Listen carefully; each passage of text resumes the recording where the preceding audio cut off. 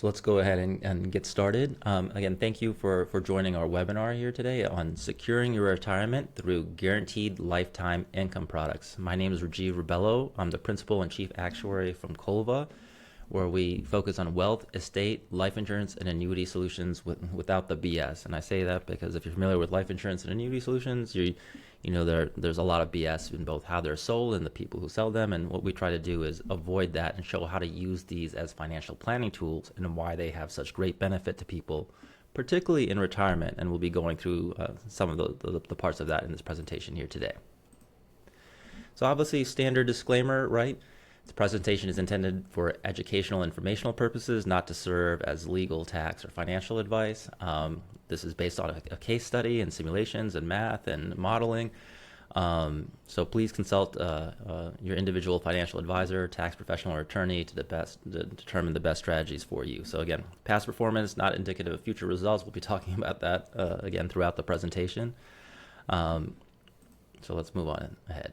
So the crux of today's presentation revolves around how using a guaranteed lifetime income annuity improves retirement success and after-tax wealth. And later on in this presentation, we'll be going through an exact example and case study of how an individual couple improved their chance of retirement success from 56% without using an annuity to 74% of meeting their retirement income goals through using an annuity, while also increasing the expected after-tax wealth they left to their beneficiaries from about 1.5 million to 7.1 million.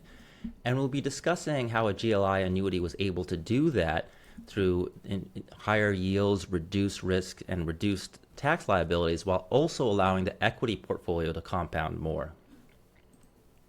So a quick, agenda for today's meeting. We'll be going over who I am, Rajiv, Colva, and guaranteed annuity experts, why risk-taking is dangerous when you're in retirement and need income.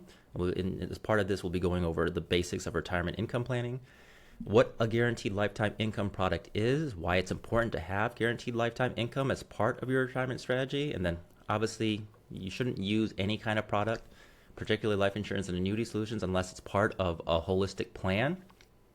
Obviously, in order to understand how it fits into the plan, we have to talk about stocks and bonds and how that's the traditional path for retirement planning. Next, we'll be diving into our case study about how a guaranteed lifetime income product helped a 55-year-old couple increase their chance of retirement success and expected after-tax wealth, which is essentially the slide we showed previously. We'll be talking about what the drivers of that added value are, like why was this couple able to increase both, right? Their chance of meeting their own retirement income goals and the after-tax wealth they gave to their beneficiaries through the use of a guaranteed lifetime income product, through higher yields, reduced risk, reduced taxes, and higher growth in their equity portfolio, right? So those are the four key benefits of a guaranteed lifetime income annuity that we'll be diving into deeper here in this presentation. And finally, we'll conclude with just general retirement and tax strategies and how you can tailor that for your own specific needs. Again, there's no one-size-fits-all solutions. It's really dependent on your needs, your problems, and if that solution is a good fit for you.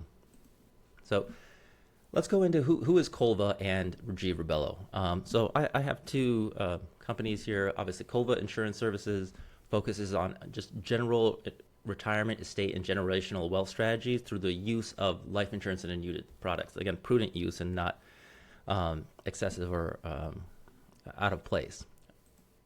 The other one is Guaranteed Annuity Experts, which is more just a subsidiary of Colva, and it's focused purely on the annuity side, which is what we'll be talking about here today.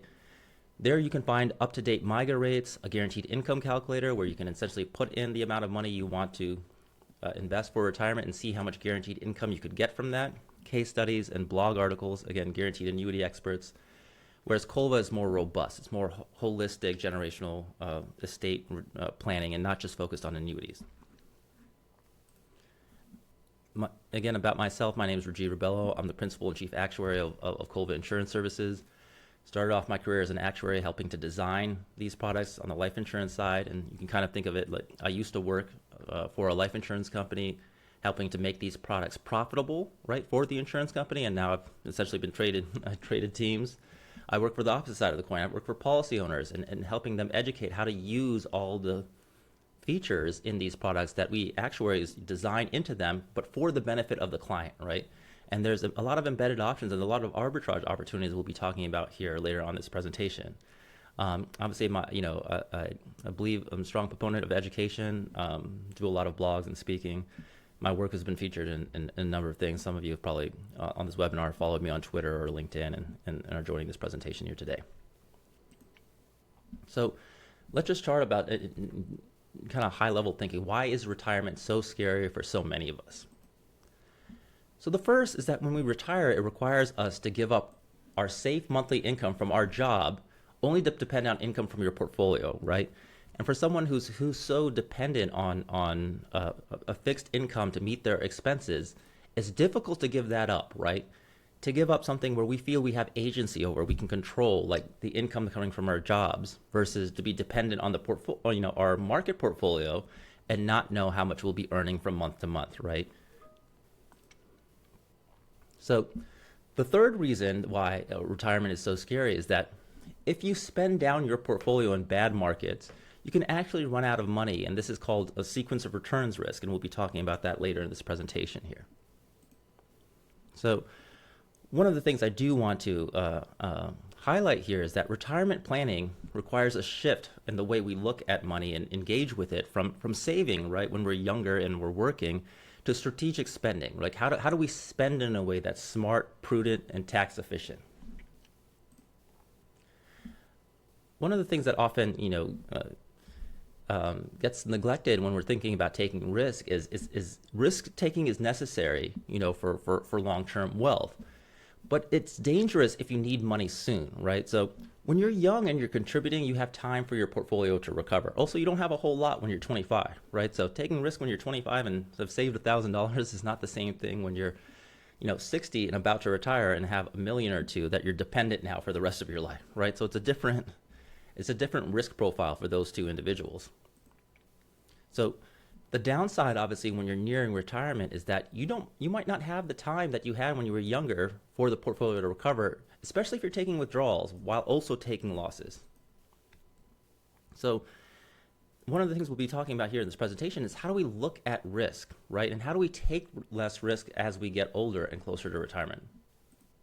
So to highlight the emphasis of not taking too much risk when you're in retirement and needing income, I'm going to go over a couple quick examples that highlight how you really need larger portfolio returns, after you absorb losses, and why you don't want to be absorbing losses while you're withdrawing income. So here's a quick example. Let's say you have $100,000 today, and your portfolio takes a 40% hit. That leaves you with $60,000. Now, what return do you need to get back up to $100,000? Well, it's not going to be a 40% return. In fact, it's going to be much higher. You're going to need a 67% return to get back up to this $100,000. And we can just look at the quick math here, right? So 40 divided by 100 is a 40% loss. That brings us to 60, but we need $40,000 to get back up. But 40 divided by 60 equals 67%, right? So imagine if the market goes down by 40% one year. In order to get back, you're going to need 67% in that second year just to get back to where you started, right? So you need larger portfolio gains after losses to recover, right? The issue with that is that obviously that 67% is going to take time to get back. You're not going to do that all in 1 year, and you might not have that time if you're nearing retirement, especially if you're taking withdrawals, right? So taking retirement withdrawals while you're absorbing losses in your portfolio further depletes it, and we'll take a look at that here in a second again. Let's assume we still have our $100,000, right? We're going to absorb a 40% loss, but we're also going to take a 5K withdrawal at the end. So that's going to leave us with $55,000, right? So that's the 40% loss down to 60 minus the 5, we're at 55. Well, what percent return do we need in that next year to get back up to 100% or $100,000? And that's going to be an 82% return, right? So not a 67% return, now it's 82% to get back to this $100,000 just to recover that 5K withdrawal, right? And again, the math here is 40 divided by 100 is 40%. 45 divided by 55 is 82%. So taking withdrawals, makes it even more difficult for your portfolio to recover. And this is known as, sequence of returns risk, where, if you absorb losses early on in retirement, you might not have enough time to recover because the gains needed to recover are so high because of the withdrawals you're taking. So what we should be thinking about is, what if you could take income from other places, right, in your portfolio, and give your portfolio more of a chance to recover? So instead of taking money out of your portfolio as you're absorbing losses, you're getting it from other places. And that's kind of where guaranteed lifetime income product can come into play. So what is a guaranteed lifetime income product? A guaranteed lifetime income product provides you with a guaranteed amount of income every year for the rest of your life. And here you can kind of think about Social Security or pension, Social Security that give you a fixed amount every year for the rest of your life. Same thing with a pension. So in order to provide these guarantees, billions of dollars of reserves needs to be held and invested safely, right? So that's whether you're through Social Security or other forms, you need a large reserve to back the liability, right? So obviously, as many of you know, current guaranteed lifetime income options are not as prevalent today as they were 60 years ago, right? So company pensions have gone away in place of 401ks, which again changes the burden of risk from the company to being able to set aside a large amount of money to meet their future obligations. And they're covering both the investment risk as well as the longevity risk, right, if everyone lives too long. And they're shifting that to the employee, right? The other thing is Social Security. Like, obviously, many of us know the Social Security Trust Fund is scheduled to be depleted by 2035, which is estimated to be a 17% reduction in benefits as compared to today. And obviously, in order to maintain the same benefits, they'll have to increase the amount of taxes that are funding it, most likely through higher payroll wages. But the point being is that with limited company and government guarantees, it's important to find other sources of guaranteed lifetime income elsewhere.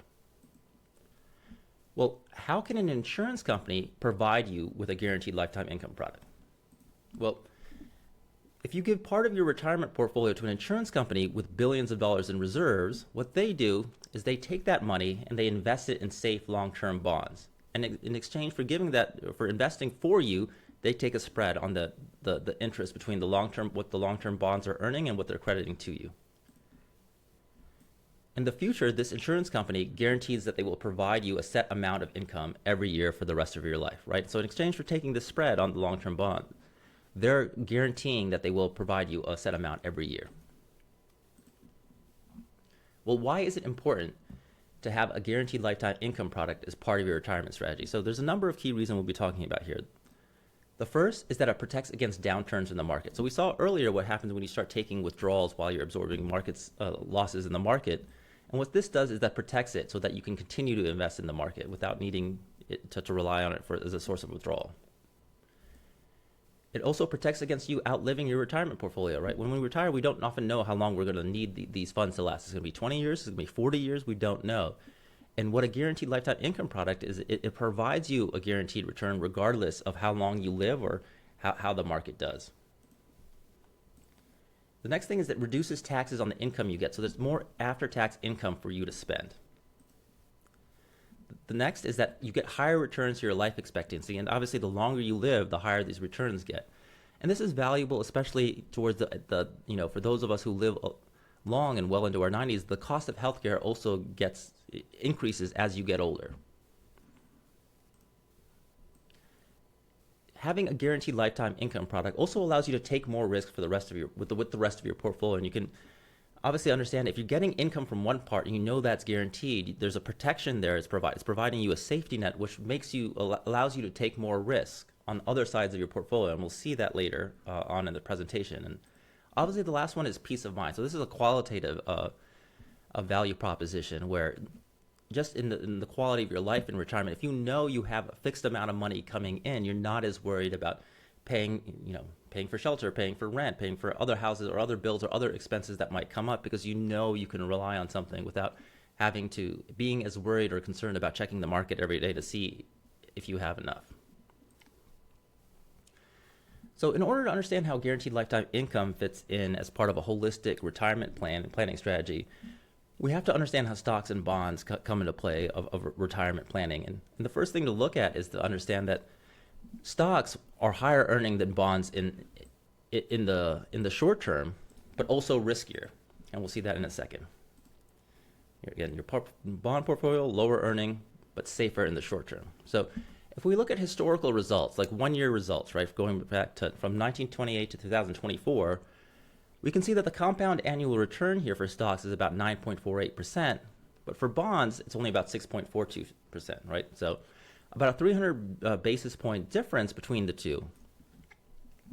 However, when we look at stocks in any 1-year period, right, between 1920 and 2024, we see that stocks lost money 27% of the time, but bonds only lost money 16% of the time. And on top of that, the average magnitude of the loss was also higher for stocks, right? So if you did absorb a loss, like that 27% of the time, the average loss was about 13%, whereas the 16% of the time you absorbed a loss for bonds, the average loss was only about 4%. The point being is that stocks are higher over the long term, but also riskier than in the short term in comparison to bonds, right? And again, these are historical results, not predicting the future. However, if we expand the horizon past 1 year and look at a 15-year period, we actually see that the stock market has been less risky over the long term if you have a long investment horizon. And so let's look at, again, that period of 1928 to 2024. Instead of just looking at a 1-year period, what's the chance of a loss in any 15-year period during that time? And that's 0%. So at no 15-year period did stocks absorb a loss. The point being is that if you have a long enough investment horizon, stocks are less risky historically. But you have to have the benefit or the fortune to be able to wait, to be not dependent on that the equity side of your portfolio for income, right? If you're withdrawing, obviously, and you need income, it's not as safe as investing in bonds. And obviously, historical results don't predict future results, and it's important to acknowledge that here in our understanding. The other negative about bonds, right, in addition to being lower earning, is that they're less tax efficient than stocks.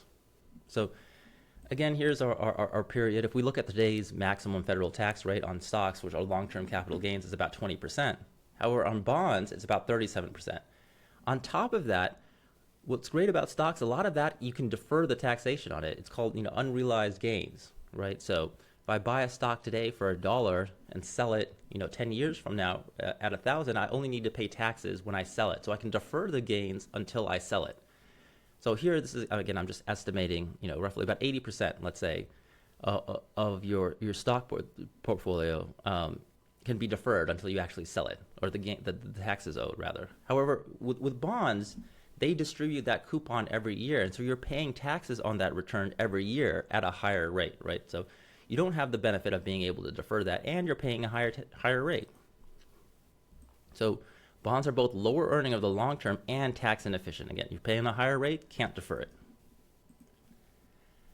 The typical retirement strategy, therefore involves moving from risky stocks to safer bonds as clients get older. And the reason for that is obviously to lower the risk, right? We talked about the risk of, being dependent on the market, when you're in retirement and withdrawing income. And so in order to counter that, the typical retirement strategy involves moving clients away from stocks towards bonds. And let's kind of look at that in terms of the percent allocation from 0% to 100%.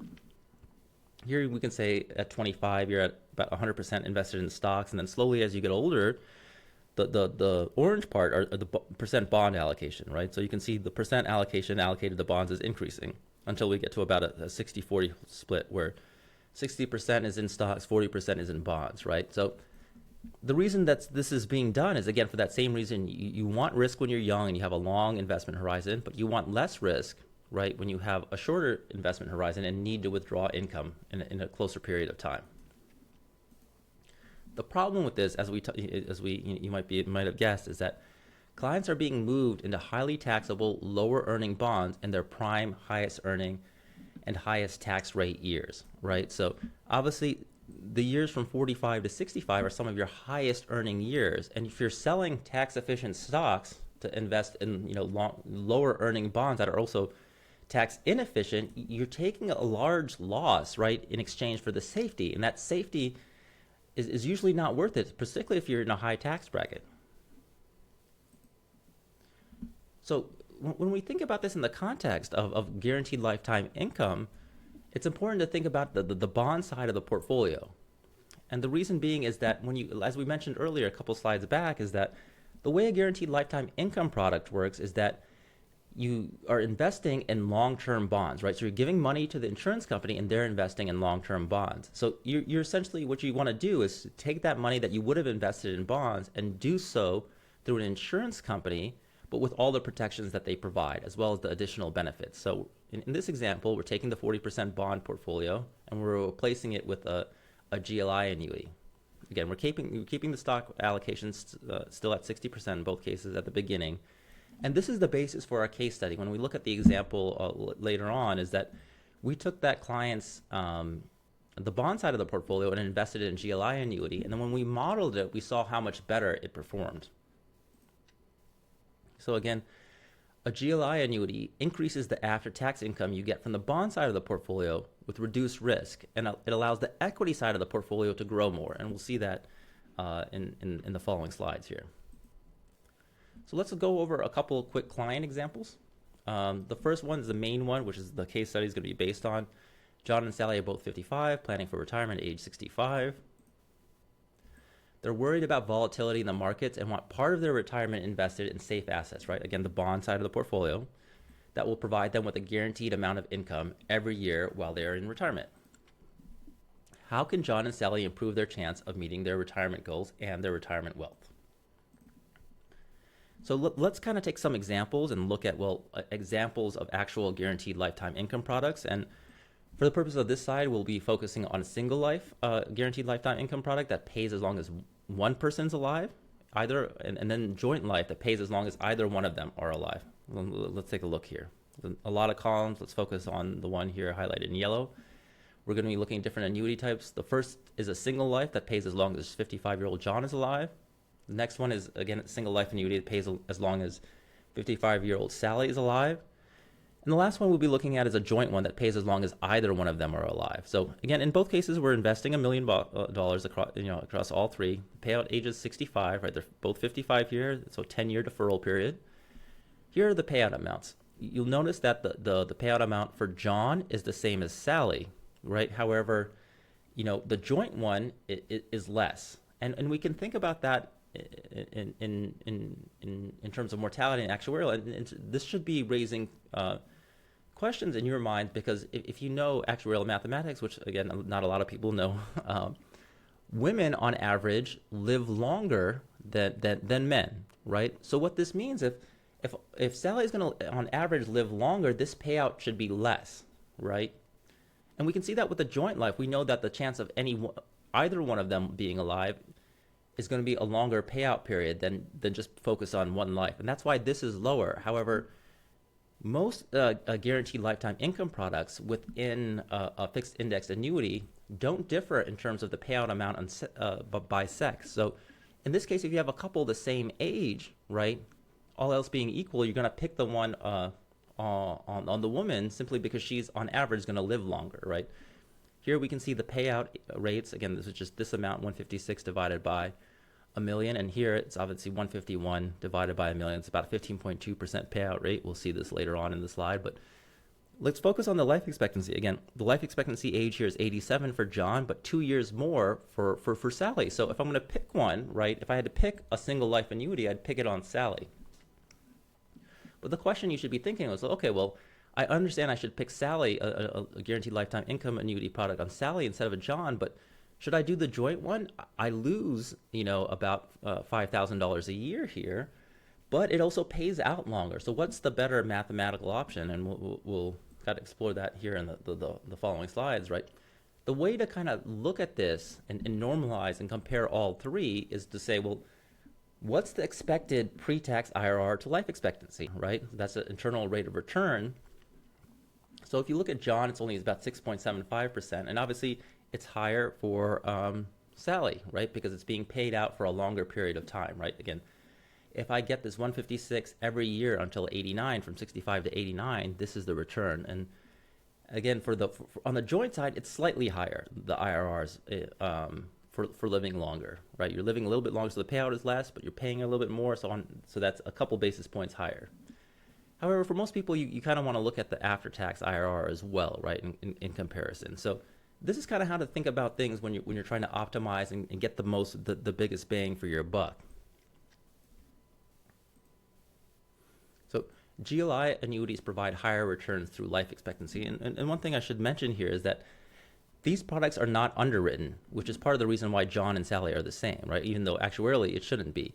So if you're in great health, right, you're gonna, if John is in amazing health but Sally is not, you're gonna want to get the guaranteed lifetime income product on John, right? Because again, these are not underwritten, so people who are in great health are benefiting from the people who purchase these products and are not in great health. There's also some other elements we'll be talking about later on here. Well, you should be thinking, well, how long should I defer income for? In the previous slide, we showed that the client was deferring for 10 years, right? What happens if we change that amount? Instead of deferring for 10 years, we defer for 5 or 15. How does that look? How does that look mathematically, right? So here we've highlighted the column we'll be looking at, which is the payout age, is again same amount.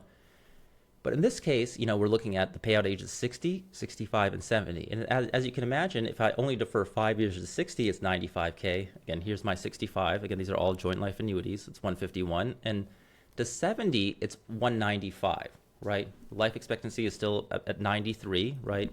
That's the expected age that, both John and Sally will be dead by then. And then again, here's the total payouts to life expectancy. But what you might notice here is that the pre-tax IRR to life expectancy is actually highest at 10 years and not 15. So sure, you're getting getting more money here, right? But you're also losing out on time. That's the time that you'll be getting paid out here, and that's why the IRRs are higher, right? For this joint one that only paid that at 10 years. So even though 195 is higher than 151, this 151 is being paid out for a longer period of time, because this only starts at 70, right? So you're losing out on 5 years of income at the beginning. And that's again why another reason why you want to normalize these and compare different options by looking at this IRR, right? And then on an after-tax basis, you can see that this one is a lot lower than these other two, simply because you're getting income at 60 when these two are still working, right? So if you're getting income while you're working, then your tax rate's going to be high, right? Again, things to think about. You really only want to start taking income after you retire and your tax bracket drops, right? Same thing with Social Security. So you can optimize a GLI annuity by playing with the deferral period. So the next thing I want to talk about, these next two slides are my favorite slides because it talks about carrier mispricing opportunities. How can we identify, arbitrage opportunities in the pricing, the way these products are priced? So let's look at another example.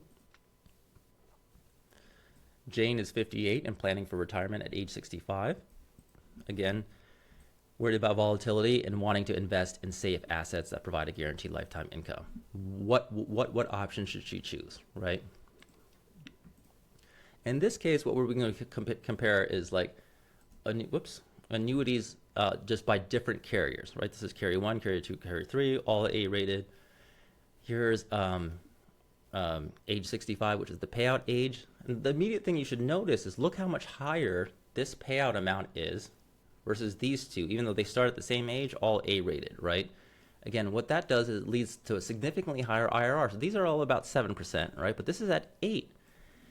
And so when you look at this, you might be saying, well, what's going on here? Why is this so much higher? And this is where I mentioned the importance of understanding how these things are priced and understanding mispricing opportunities here. And so unlike in the public markets where you have, highly qualified statisticians and PhDs trying to price, look for mispricings in the market, you have traders. So within minutes or seconds, they'll find a mispriced opportunity, and just like that opportunity no longer exists.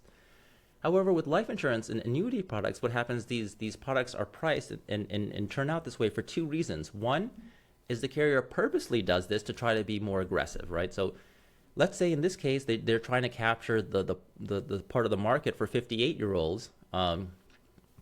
Maybe they have agents who really want to sell to that demographic. And so what they'll do is they'll be super aggressive. And so even if they're not making a whole lot of money from doing this, they'll do it to appease the agent, right? So they'll do it for a number of months, and then they'll stop, and then they'll bring it back to be in alignment with other carriers. But it gives their agents a way to go out there and sell, right? The other reason is just sometimes it's just there's holes in pricing that they don't really realize until it's actually caught, right? So sometimes it's priced and somebody catches it and realizes it, and then it's stopped. But the difference here is it could take weeks or months before this is caught, versus in the stock market, any arbitrage opportunities are priced out immediately. So that's one of the cool things that we do here at Colva is we look through that. We look across carriers. We look at across deferral periods in order to optimize the value of these products, right? So if you don't know what you're doing, you don't even really pay attention. You just take whatever carrier is shown to you. But if you shop, if you understand what you're looking for, there's tremendous value that can be had here that can't be found in public markets. Again, where else are you getting an 8% guaranteed return to life expectancy backed by a company with billions of dollars of reserves, right? And regulations behind it. So again, let's jump into our case study, how using a GLI annuity improved retirement success from 56% to 74% for this client, as well as the median fund value that was left to their beneficiaries from 1.5 to 7.1 million. Again, using a GLI annuity increases your chance of meeting your own retirement income goals and the wealth you leave to beneficiaries, right? Let's, again, here are the case assumptions. 55-year-old couple in California wanting to retire. They're making $500K a year now until age 65, so another 10 years. It's a $3 million portfolio, 60% in stocks, 40% in bonds. They want to retire at age 65 with $250K income per year. We're going to assume this $250K increases at 2% for inflation. So that's the amount they're pulling from their portfolio, right? In the meantime, in between now and then, they're going to contribute $75K to this portfolio until they retire.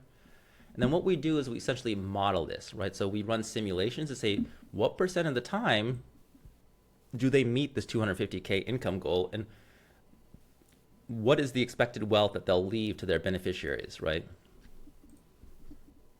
Again, 1,000 simulations. Here are the equity returns. Roughly 7.5% mean return, 2% constant dividend return, 18% standard deviation. Here's the bond portfolio, 4.5% mean return, 4.5% standard deviation. And then obviously the tax assumptions. On the equity side of the portfolio, it's 32% while working. It drops in retirement to 25%. The bond side drops from 4% to 18%. So again, those are just the assumptions we use when running this. And then we modeled it and said, what percent of the time did they meet their retirement income goals using a GLI annuity versus not? Or using a GLI annuity in place of the bond portfolio, and then what was the median expected wealth at age 95 that they left to their beneficiaries. So why is it so beneficial? We'll be talking about 4 key reasons: higher pre-tax yields, reduced interest rate risk and credit risk, reduced tax liabilities, and one of the more important ones, more growth in the equity portfolio. Again, if I'm getting more after-tax income from the bond side of the portfolio, I don't need to pull from the equity portfolio, particularly when it's losing money. And that's going to be a key thing we'll be showing here later.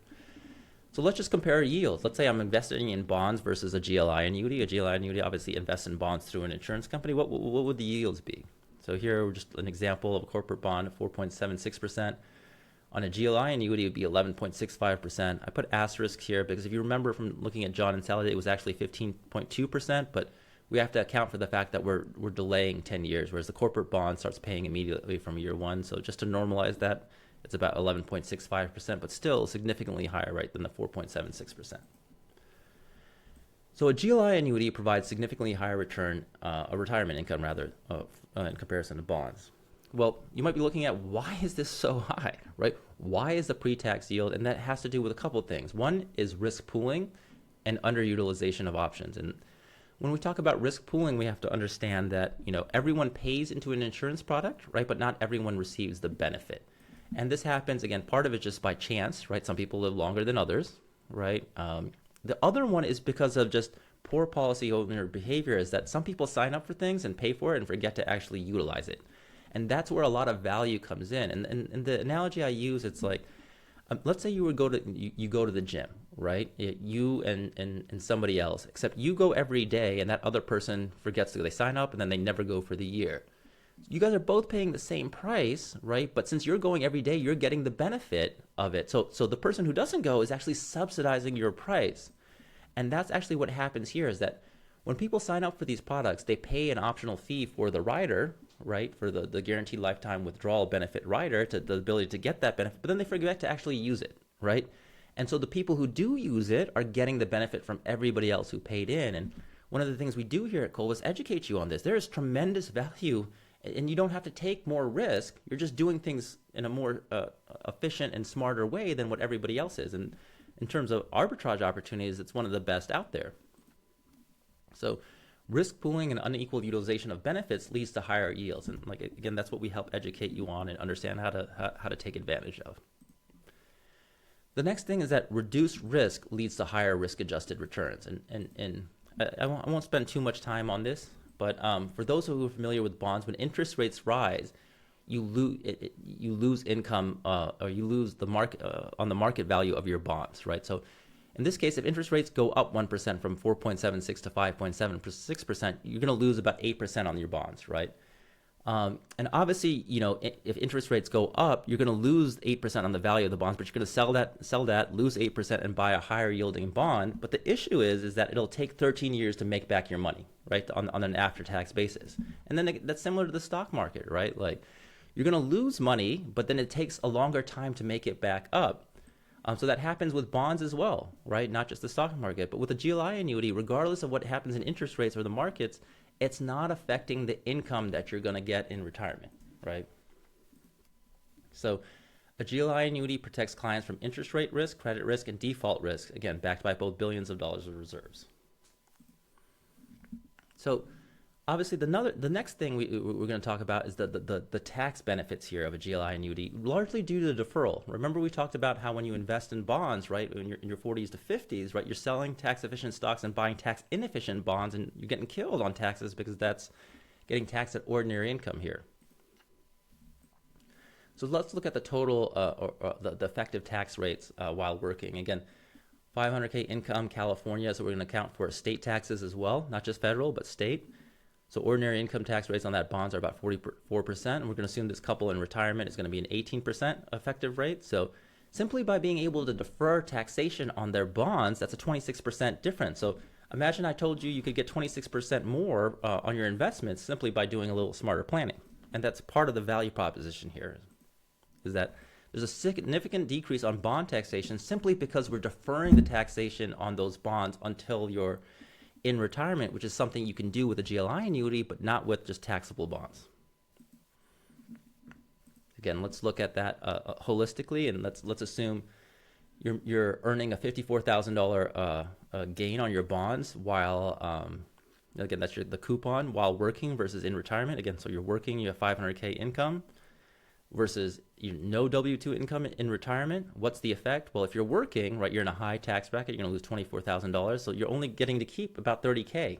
So you're losing 44% on your bond. So if you're, working in a high income, like, bonds don't really make as much sense, especially if you're living in a state like California with high income taxes. However, if you can defer that income, you're both making $54,000, right, on bond coupons. However, if you're in retirement, there's no W-2 income, which means the tax rate's going to be really low. So in this case, the client's keeping 50K out of the 54, so they're only paying about 6.6% in taxes. Again, so deferring income until retirement can increase after-tax income by significant amounts here. The other thing we'll be talking about is that the value of the GLI annuity is that, unlike a bond in which you only get your principal back at the end of the term, a GLI annuity returns part of your principal back each year. And I'm going to use a simplified example. So let's assume we have a $1,000 20-year bond paying 4% coupon. So a traditional bond, you're going to have to wait. You're going to get the 4% coupon every year, so $40 every year. And at the end of 20 years, you're going to get $1,000. However, let's compare that with another option where, instead of waiting until the end of 20 years to get your $1,000 back, you're going to get $50 each year plus that $40 coupon, right? So when we look at the principal amount being paid back, With a GLI annuity, it's paying back part of that principal each year, so the cumulative principal is increasing, increasing, increasing. As opposed to on the bond side, you have to wait the entire 20 years at 0.000 of your money back, and then all of a sudden all of your money back in year 20. So as you can imagine, from a timing standpoint, the GLI annuity has significantly more value because it's getting you your money back sooner, right? So let's again compare this, a bond investment where you're getting the return of principal at the end of 20 years versus where you're getting the return of principal at the end of every year. So in this case, you're both investing $1,000. The yearly coupon or payment is $40, right? However, here it's $90 because you're getting the 40 plus the 50 return of principal, right? Again, at the end of the 20 years, with a traditional bond, you're getting that full $1,000. Obviously, here with the GLI annuity, you're getting zero because you got part of it every year for 20 years. So in both cases, it's $1,800 you're getting paid, right? Because it's $40 yearly payment times 20 is $800, plus your $1,000 is $1,800, versus $90 for a year for 20 years. These amounts are the same, but look at how much difference the IRR is. And like when you get your money back, matters a lot because you can use that to invest in other things, or if you're getting more money from the bond side of your portfolio, that allows the income or your equity portfolio to keep on growing. And we'll see that later on. So a GLI annuity provides higher returns simply through timing, right? Simply through timing, or partly through timing right here. So again, let's look at the tax consequences of this, of getting a $40 coupon every year versus a $40 coupon plus $50 return of principal. So again, you're getting $90 total payment versus 40. But in terms of the taxable amount, right, the part that's taxable is only the coupon. So the $40. The $50 is your own money, right? So you're not going to get taxed on your own money. So you're getting more income here, but only $40 is taxed. So in both cases, you're paying $12 in tax, right? 30% of 40 is 12. But if you look at your after-tax income, you're only getting $28 in after-tax income from the bond side of your portfolio for the first 20 years, right, until you get the principal back. Whereas with the GLI annuity, you're getting $72. So I'm getting more after-tax income from the bond side of my portfolio. Again, and when we put this all together, what does this mean? The GLI annuity has higher yields, reduced risk, right? Not exposed to interest rate risk. Again, and less taxes, right? Less taxes, are going to be paid on what the GLI annuity is paying you. And then when we look at the IRR, right, the after-tax IRR to age 93, on this 4.76% bond, you're only getting 3.45%, but it's almost 300 basis points higher from using the GLI annuity. So in both cases, you're investing in bonds. You're just doing it in a smarter way by using a GLI annuity. So again, higher pre-tax and after-tax yields with less risk. Again, best of all worlds. So you might be thinking, well, okay, what is the chance of a GLI annuity not outperforming taxable bonds? And one of the things with a GLI annuity is that the early returns are not as great because you're just getting 2 or 3% here. However, what happens is you're having an account value that's slowly growing. Again, obviously the after-tax value increases when you retire because you're in a lower tax bracket, but then you're just depleting the account. But what happens with the GLI annuity, and this is GLI annuities in green, the bonds, both intermediate and long-term bonds are here. What happens is that the account value of your GLI annuity goes to zero, but the insurance company is guaranteeing you that they will continue to pay you. Again, obviously, like we talked about earlier, you have to remember to elect that, right, to actually take the income. A lot of people forget, but that's where the value is. That's where the embedded option is. And so at age 78, you can see it on an after-tax basis, it surpasses either of the bond options. So as long as either client, again, John and Sally, live past 78, the GLI provides better after-tax income, or outcomes. So you should be asking, well, what is the chance? What is the chance of John and Sally, either, not both of them, either, any one of them lives past 78? And we're going to show the actuarial math here on the next slide, is that there is a 98% chance that either one of them live past 78. So there's only a 2% chance of them dying. So that means there's only a 2% chance that taxable bonds will outperform the GLI annuity strategy. So due to the client's high tax rate, only 2% chance that the GLI underperforms taxable bonds. Again, look at what you're doing here, benefiting from risk pooling, benefiting from the lack of utilization of other policy owners on this GLI annuity. and the client's in a high tax bracket and they're deferring all their taxes, right? And that's guaranteed, regardless of how the market does, regardless of how interest rates do. However, one of the more important benefits that sometimes gets forgotten is that if you think about it this way, if I'm getting more after-tax income from the bond side of the portfolio, what does that mean on the equity side? Well, I don't need to withdraw on that for income. So instead of a 60% static allocation, remember our 60-40 allocation, I'm maintaining 60% allocation to equities in all years from 55 to 95. With a GLI annuity in green, it starts off at 60%, 60-40, but like that 60%, we're allowing that to compound, and because it's more tax efficient and has a higher yield or return, it's growing over time. So the allocation is going from 60% to about 85%. But the important thing is it's not doing it all of a sudden. It's doing it slowly and safely because I'm getting guaranteed income from the rest of my portfolio, or rather from a GLI annuity. So I don't need to withdraw from the equity as much. So I'm allowing the equity to grow safely, again, and benefit from the longer horizon where there's less risk over a longer horizon. So more after-tax income from a GLI annuity allows the equity portfolio allocation to drift upwards, and that's what we're seeing here. And it's doing it safely. So obviously, if I allow the percent equity allocation to drift upwards over time, then I'd expect that the value of the portfolio to increase over time. And so what we're going to look at on this slide is the median value. So 50 percentile values over time, right? That means 50% is higher and 50% is lower. And so at 55, both the GLI annuity and the which is in green versus the portfolio with taxable bonds, which is in gold here, are the same, right? They're both in 60-40. The GLI annuity, it's about the same. Actually, once they retire, it's slightly higher for the 60-40 portfolio. But what you see here in the later years is that the portfolio using the GLI annuity really starts to take off, right? Whereas the 60-40 portfolio starts to decline. And the reason for this is that the 60-40 portfolio is not providing enough return to sustain the withdrawals. Remember, the withdrawals are $250,000 a year, and it's increasing at 2%.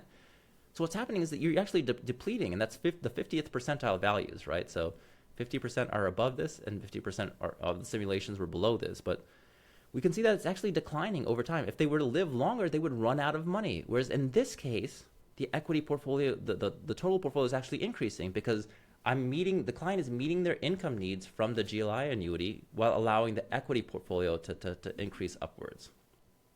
And that's what leads to the dramatic difference in value between 1.5 million left to their beneficiaries versus 7.1 million with the GLI annuity here in green.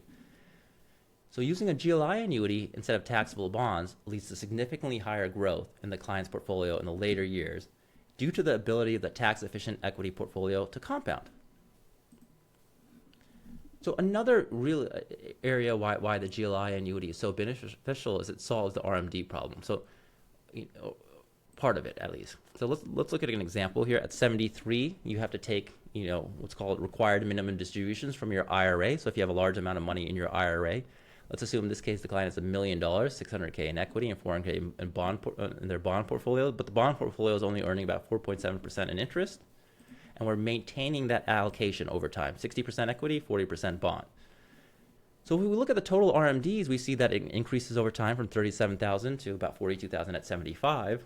And if we're taking it equally or pro rata, right? So 40% from the bond portfolio and 60% from the equity portfolio, that means I'm taking about $15,000 from the bond and then about 22,000 from the equity portfolio. And again, I'm maintaining this allocation here. Again, I'm maintaining 60-40 allocation here, and then I'm taking pro rata, right? So since the bond coupon is low, it requires large withdrawals from the equity portfolio. However, if I use a GLI annuity in place of bonds, I'm getting a significantly higher payout, right? Again, at the beginning, I have my $1 million, right? 600A in equity and 400K in the GLI annuity, but the GLI annuity has a significantly higher payout, which means it's covering most of this RMD, which means I only have to withdraw, a significantly lower amount. Before it was about 20,000, now I'm about 4, right? So if I'm withdrawing less from the equity portfolio, similar to what we saw previously, that allows that to compound more. I'm giving it more time and a window to compound, right? So since the GLI payout is so high, it requires less withdrawals from the equity portfolio, allowing it to compound more over time. And we saw this previously. So why is a GLI annuity so beneficial? The higher after-tax income from the bond portfolio mitigates sequence of return risk and allows the equity portfolio to compound at a greater rate. Since you are drawing down primarily on the bond portfolio for income, the equity portfolio is allowed to drift upwards, the percent allocation, right, which leads to more after-tax wealth. Wealthy people live longer than less wealthy. Remember, these products are not underwritten. So if you're in great health, you're benefiting from the people who purchase it and are not. If you understand how to use this as part of a financial plan, you're benefiting from the people who purchase this and forget about it and don't use the embedded option. So now let's kind of close by looking at, well, what are other life insurance and annuity products, and how do they meet different needs? And how do again, we don't want to use a one-size-fits-all solution, right? The solution should be dependent on your needs. So let's kind of look at different client needs and how different solutions and products can meet those needs. So the first problem, the client is high earning in the 50s or 60s and wants guaranteed income, so that's tax deferral tool for retirement. So that, again, high tax bracket now, low in retirement. That's, a prime client for guaranteed lifetime income. Again, the client is deferring taxation on their bonds during their highest earning years. They're benefiting from health arbitrage. They're solving their spending needs. We all need money in retirement, and they're letting their portfolio grow. Again, here you can expect your tax deferred returns are about 6% to 7%. Let's assume, however, the client is in a high tax bracket, both pre and post retirement. They want simplicity, safety, and a tax-free wealth building tool, right? So they like bonds, but it just doesn't really make a lot of sense because of how inefficient it is. That's where whole life kind of comes into play. Simple solution, easy to understand. There's more guarantees and protections. You're looking at a tax-free 4.5% to 5%. Now let's assume the client wants to take a little bit more risk, right? They're still in a high tax bracket, right? So both whole life and IUL, they're in a high tax bracket pre and post, but they understand the complexity. They understand the value of investing in the market.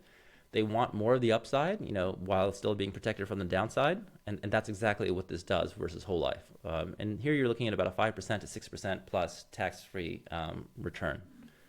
The last one is private placement life insurance. This is really just for ultra high net worth people. You're worth 10 million plus in a high tax bracket forever, and you're facing estate tax issues. It's basically like a Roth account. When I say it's a super Roth for wealthy people.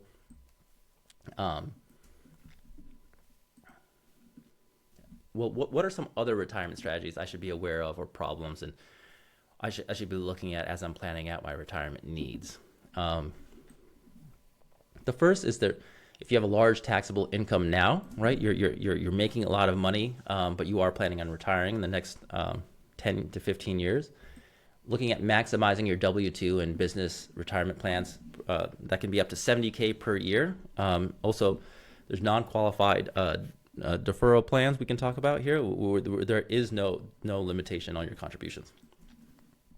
If you have a large IRA balance, the reason a large IRA balance is not always great is because if you let that accumulate, you're just going to have large RMDs, which means you're just going to lose more to taxes anyway because your progressive tax rates increase. So you don't want a huge balance because then you're going to have large RMDs, and whatever savings you had are going to get lost from the fact that you're in a higher tax rate and when you're taking RMDs than you might have been when you contributed.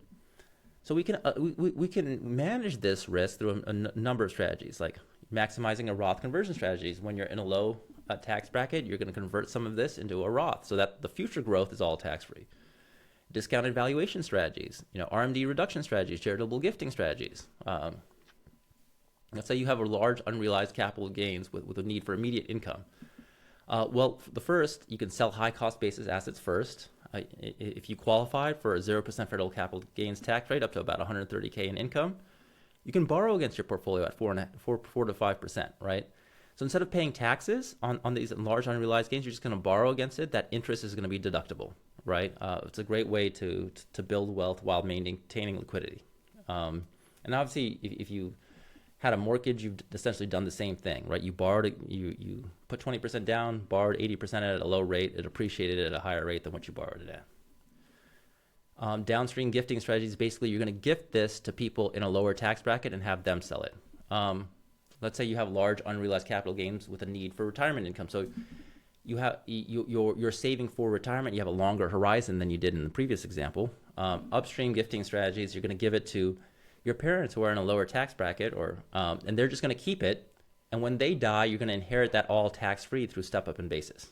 Crutz-Clatz is a charitable gifting strategy. A 351 exchange, where if you have large unrealized capital gains in individual positions, you can get a tax-free. You can exchange that for a diversified ETF, S&P 500 ETF with no taxable gain. Again, reduces your concentration, and you get a diversified ETF, no taxable gain. Actually, we recently did that for a client and saved them about $400K in a tax hit that they would have otherwise had to take. So why us? Why work with Colva was, as hopefully as you saw from this presentation, we have a grasp of financial planning and how to use life insurance products and annuity products as financial planning tools, right? So we're not just selling you crappy products, right? We're understanding what are the best products out of it. How do we position that dependent on your needs to solve actual problems in ways that the market can't, right? There are arbitrage opportunities and alpha opportunities here that you can find through life insurance products that you just cannot, an annuity product that you cannot find in public markets because of risk pooling, because of the arbitrage here, because of poor policy owner behavior from everybody else. If you work with us, we educate you on this and we show you how to make the most of it, right? How to benefit from them that you can't find elsewhere. On top of that, we're respected thought leaders in the space. We publish on these topics. We speak on them. We're looking to build long-term relationships. So we can integrate these into your estate plans, and we do have a process, our individual process, where we evaluate your needs, what you're looking to do, why you're looking to accomplish it, and then see what tools we have at our disposal to accomplish that in the most tax efficient and investment efficient way possible. So if you want to learn more, I'd recommend subscribing to our Substack. It's called Separating Value from Bias, to read our insights on financial planning and how to use different tools, whether it's retirement plans, life insurance and annuity products, and just high-level financial planning. And here are some individual articles that might be of interest, right, based on this presentation. The first one is the Guaranteed Lifetime Income Annuity, which we covered here, the optimal retirement planning tool for bond investing, which is kind of this presentation, but more in written form. The benefits of inequality, right, which is just life insurance, right? They take from some, give to others, right? The people who understand how to use these products, so understand how to benefit from the embedded options that other people aren't utilizing. Obviously, we talked about why your portfolio gets more bond heavy as you age. And then the last one I definitely recommend reading, because people don't, it's called When Your Oil Change Costs $10,000 plus a year. And what people don't realize about the financial advisory industry is that a lot of financial advisors, that they'll get you in, but they don't do anything in the later years, right? And they charge you an enormous fee for not doing much. And that's where it's like essentially the cost of an oil change becomes $10,000 a year instead of $40, right? So you get charged a lot for them not doing much. And to understand the value proposition of the people you're working with, what you're trying to accomplish, why you're trying to accomplish it, and what they're actually doing for their fee. Anyways, that's us. That's Colva. That concludes the presentation. Again, Colva, where we provide wealth, estate, life insurance, and annuity solutions without the BS. If you'd like to work with us in a financial planning capacity to understand how the variety of tools that we offer and have access to, please feel free to reach out. We'll obviously be following up with you here on this webinar via email, and hopefully to provide you value in terms of the articles that we write, and that might be of use to you. You could also visit our site, Guaranteed Annuity Experts, if you want to play with our income calculators, find out how much guaranteed income you could get. So hopefully this was beneficial. I'll check the chats here to see if we have any questions. We're a little short on time, so it'll take a little bit here. Let's see what we have. So the first one is, can you put all of your qualified funds into a guaranteed lifetime income annuity? Most carriers won't let you do that. They won't let you put the entire amount into a GLI annuity unless they have reason that you have other assets that you can be relying on. But even if you do have other assets, typically they won't allow you to put the whole amount in. Next question, do we help with comprehensive financial planning? Yes, we do. We would select clients. Obviously, it's a relationship, right? We want to make sure it's a good fit before we go down that path, because it's a long-term relationship. Here, what else do we have?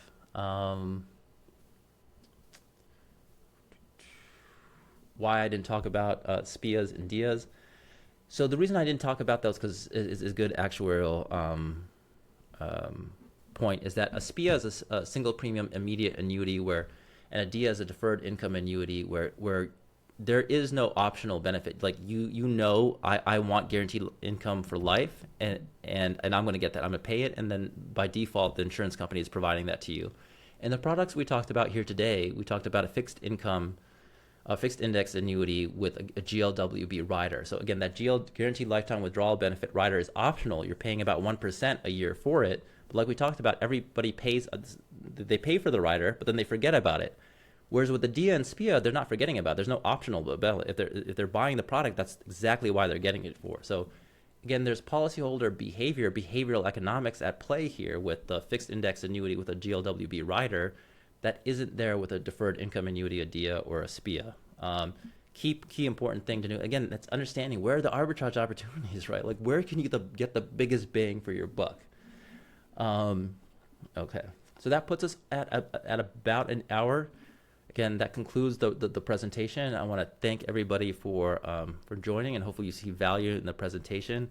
Please subscribe to our Substack, and again, everybody will be getting an email. And if you do have questions, you do feel we would be a good fit to work with you in your financial retirement planning needs, please send us an email or respond to the email you'll be getting here shortly.